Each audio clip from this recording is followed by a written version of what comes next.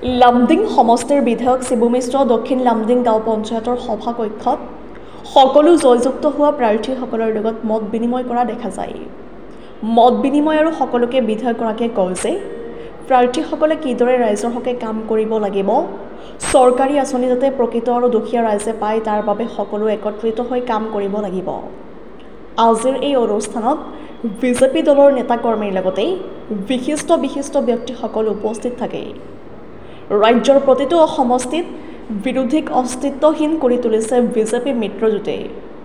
সাংবাদিকৰ আগত মন্তব্য প্ৰদান কৰি বিৰোধী ৰাজনৈতিক দলসমূহক তীব্ৰ সমালোচনা কৰে।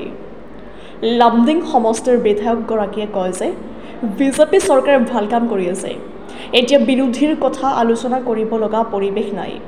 অসম চৰকাৰ আৰু কেন্দ্ৰীয় চৰকাৰৰ সফলতাৰ কথা উল্লেখ কৰি সংবাদ মাধ্যমক বিৰোধীৰ কথা আলোচনা কৰাৰ পৰা বিৰত থাকিবলৈ আহ্বান জনায় সকলোকে। নিউজ ডেস্ক ৰিপৰ্ট আজি বুলি নহয়, আজি 2 দিন 3 দিন আমাৰ কাৰ্যক্ৰম চলি আছে, এটা যাত্ৰা কৰি আছে। আমাৰ সকলো জিপিত গৈ পেলাই আমাৰ ৰাইজে আশীৰ্বাদ দি পেলাই আমাৰ যিসকল আমাৰ জিলা পৰিষদ হওক, এপি সদস্য ৱাৰ্ডৰ সদস্য জয়যুক্ত কৰাল, সেই নিমিত্তে সকলো জিপিত গৈ পেলাই আমাৰ যিসকল জিকি অহা নৱনিৰ্বাচিত জিলা পৰিষদ, আঞ্চলিক সদস্য ৱাৰ্ডৰ সদস্য তেওঁলোকৰ মত বিনিময় কৰিলোঁ। আৰু আমাৰ মাংগলিক কাম কৰাৰ আগত মুখ মিঠা কৰিব লাগে, আৰু সেই নিমিত্তে আমি যোৱা 2 দিন যাব, আজি 3 দিন হ'ল, সকলো জিপিত গৈ পেলাই আমাৰ দলৰ সতীৰ্থ, সমাজৰ সতীৰ্থ আৰু বিশেষকৈ ৰাইজক শ্ৰদ্ধাভক্তি জ্ঞাপন কৰাৰ নিমিত্তে সকলো জিপিত গৈ পেলাই আমি এটা কাৰ্যক্ৰম কৰি আছোঁ। এটা চিনাকি পৰ্ব হ'ল, ভাতৃত্ববোধ হ'ল। যিসকলে আমাৰ ভাতৃত্ব হৈছিল, জিকি অহা বা যিসকল হাৰি গ'ল, তেওঁলোকে ভাৰতীয় জনতা পাৰ্টীত আছিল, তেওঁলোকে থাকিব।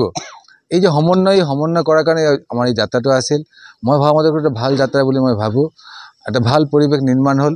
আমি আশাবাদী অহা দিনত ৰাইজৰ যে আশীৰ্বাদ, এই আশীৰ্বাদ আমি অক্ষৰকে পালন কৰিব পাৰিম।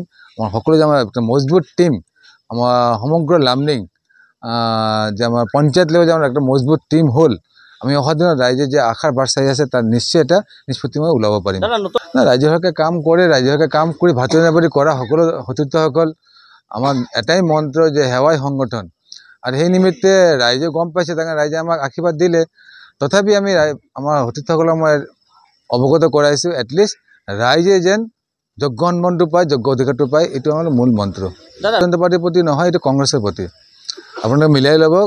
কংগ্ৰেছ ভোটৰ আগত কিবা লালসা দিয়ে, ভোটটো জিকাৰ পিছত তেওঁলোকে আৰু তাত নাযায়। আৰু তাৰ কাৰণে গোটেই ভাৰত, অসম তথা লামডিংবাসী ৰাইজ কিন্তু কংগ্ৰেছক উৎখাত কৰিলে আৰু আমাক মৰম দিলে, স্নেহ দিলে, আশীৰ্বাদ দিলে।